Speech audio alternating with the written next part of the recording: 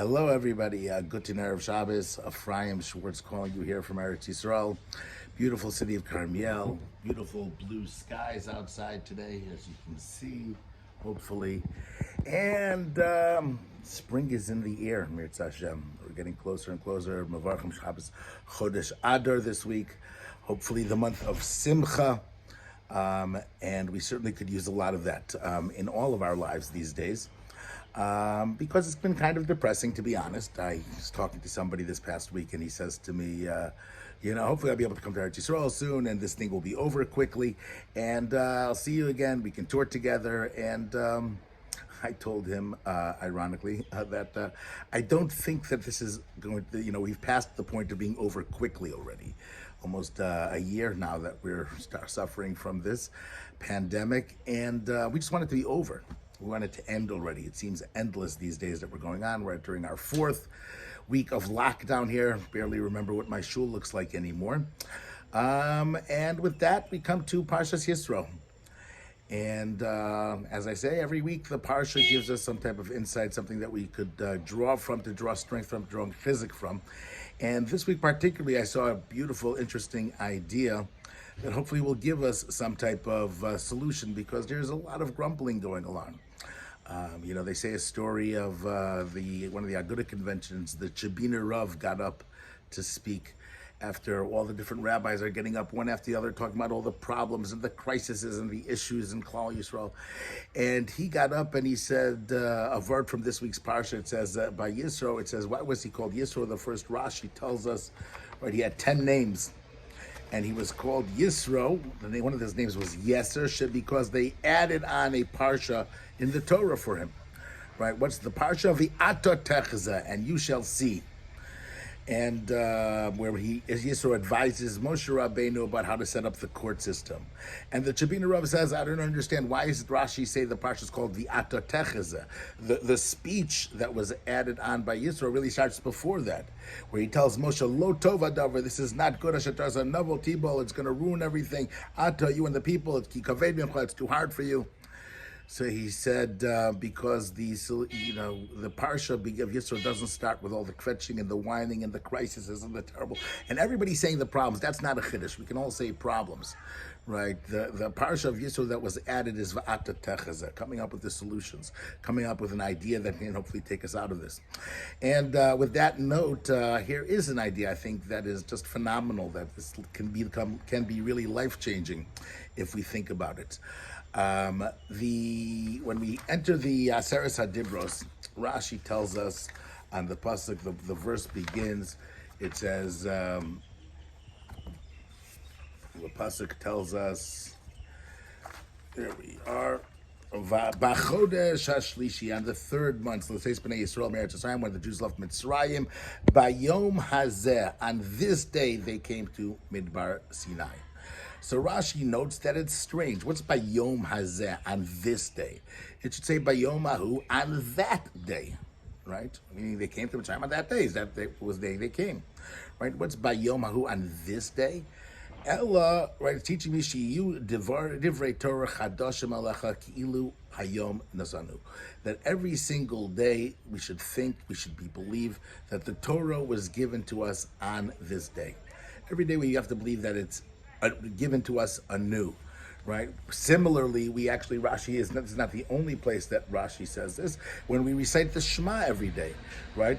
It says, Rashi over there notes as well, Asher Anochi Mitzavacha Hayom, the mitzvahs that I command you today.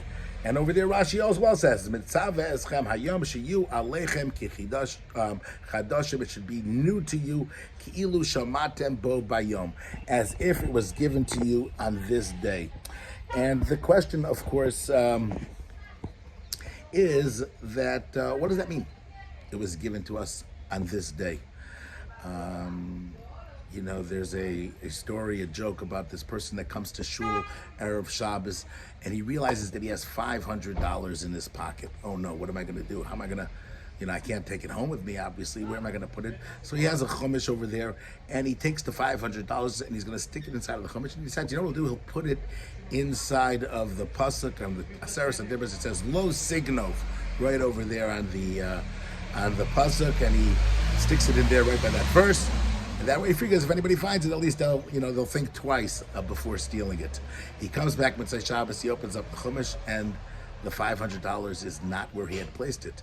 In fact, he sees it a little bit later, it's opened to the Chumash, and he turns to the page, and he finds there, in fact, $250 only, right? But he looks at where it was placed. It says "Va'ahavta l'reacha kamocha," and you should love your friend like yourself, right? And so the guy is sharing with him, right?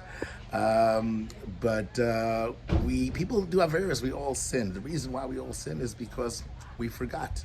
It's not new to us. It hasn't been given to us today. We don't hear that voice today. But the question is, how do we hear that voice? I mean, it seems to be strange. It's 3,000 years ago. It's only natural that we should forget. We shouldn't be able to hear. What does that mean that we should hear it? I mean, Rashi's saying that this is the essence. This is the introduction of the Aseret Sederos. Every day it has to be new. And so I saw an incredible idea in the Shvilei Pinchas. He notes that there's an incredible medrash that quotes from the Oyev Yisrael.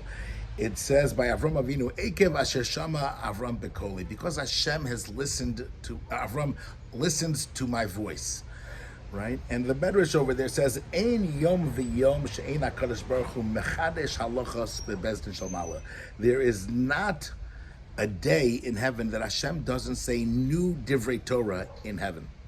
Every day there's chidushim going on in heaven, in Torah. And even those Avram Avinu was able to discern and to know and to appreciate. And because of that, Hashem says, I'm giving it to Avram Avinu. That's what the Medrash says. What does that mean? Every day there's new Torah being given in Shemayim. There's new Torah being learned. Isn't there one Torah? What does that mean? So he suggests, the Oyev Yisrael says a very deep idea, where he says that we have a tradition we know from the Zohar, from other places, that Hashem istakel b'oraisa ubara alma. Hashem looked in the Torah, and based on the Torah, that's how he created the world. From the words of the Torah, that's what from the chidushim of the Torah, from the different aspects, those are the building blocks. That's the DNA of the creation of the world. And he says that we have a yesod that tells us, we say this in davening as well, HaMechadesh betuvo bechol yom tamid. Hashem creates the world anew with his goodness every single day. Every day there is a new creation happening. Every day is different than the previous day. Every day Hashem decides and puts into force a brand new creation. Hashem does that betuvo, right? With his goodness. What is his goodness? Ki lekach tov nasati lachem. It's the Torah, right? Meaning, in order for Hashem to create the world anew every day, he has to have new Torah, new building blocks, new DNA to go ahead and to create it. So every day there's new Torah, and with that new Torah, Hashem creates the world, right? And that's how the world is created. In fact, the Degel Machane Ephraim, he notes, says that the end of the Torah is that the last words in the Torah, Eimei kol b'nei Yisrael, right? To the eyes of b'nei Yisrael. Moshe gave the Torah in the eyes of all the b'nei Yisrael, right? Bereshis bara Elokim. And then the next words, it continues, starts from the beginning again. With that, Hashem creates the world. Meaning, when we learn the Torah that is given every single day, that, in fact, is the creation of the world. It's with that Hashem creates the world. Every day there's a new Torah, there's a new idea that we're supposed to have, there's new mitzvahs that we're meant to accomplish, and all of those become the building blocks of the year. But it gets even deeper than that, because the Rabbi Yitzchak Isaac Sher says something that's even more amazing. He suggests that the pasuk tells us Vayikruvu Yemei Yisrael Lamos, that at the end of Yaakov's life, it says his days came close to dying, and then he dies. What does that mean? His days came close to dying. So what he says, or Yitzchak Isaac Sher, and he quotes this from the Zohar, from other places as well, that in every single day, a person's neshama goes up to Shemayim, and when it goes up to Shemayim, right, it gives a din and cheshbon on what it did, a judgment on every single day, what you accomplished, what did you do today. And then every single day, a brand new spark of the neshama, brand new, it's never here before, comes down and gives him the life force that he needs for that day. And at the end of that day, that goes up again. Every day we're given a brand new neshama. And we say this every morning. Every day we have a neshama that's pure, that's new, that's fresh, We learn out every morning. We say Moda Ani Lefanecha, right? We say the Moda Ani that we say every morning. Right? We say Rabba, and where do we learn this from? It's the pasuk tells us Chadoshim Kibikarim, right? That every morning it's new. Every morning I'm not the same person that I was yesterday.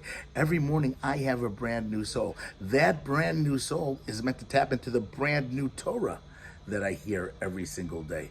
And that brand new soul makes it a new day, a new creation, a new world. We think about the world many times, right, as one endless, time frame. It's going from when I'm born till I'm die. Yitro v'yemei Yisrael must mean that each and every single day of Yaakov Avinu, all those sparks come together, and a person is given it a limited amount of days based on how many sparks you're supposed to have. So a person's supposed to live 120 years. There's 20 times 365, whatever that math is, of how many days I have, how many sparks I have, and each one is brand new. If we think about time as every day new, if we think about the creation of the world as a brand new creation that's not there beforehand, if we think about the Torah that we hear and the mitzvahs that we hear every day is new, it's not one long thing. And it's not endless.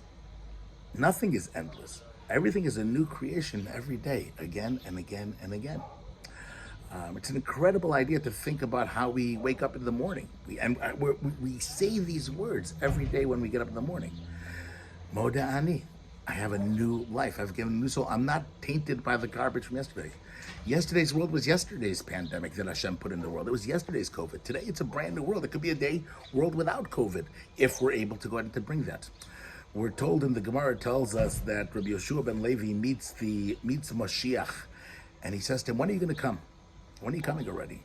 And he says, Hayom im tishmo bekoli. I'll come today if they're listening to my voice. And the commentators say, what do you mean I'll come today? He looks the whole day, he doesn't come.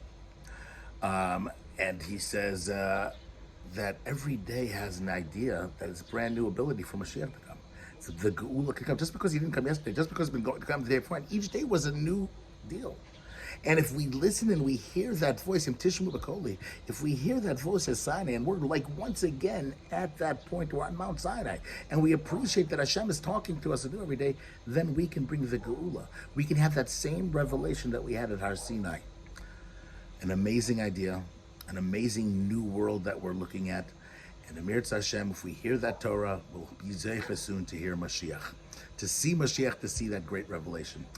Thank you very much for listening. Subscribe to my weekly email, Holy Land Insights and Inspiration. You can email me, Rabbi Schwartz at yahoo.com. Have a fantastic Shabbos. And Shabbos Uvarchim Chodesh Adar should really bring us the simcha and the redemption that we are all looking for. Shabbat Shalom.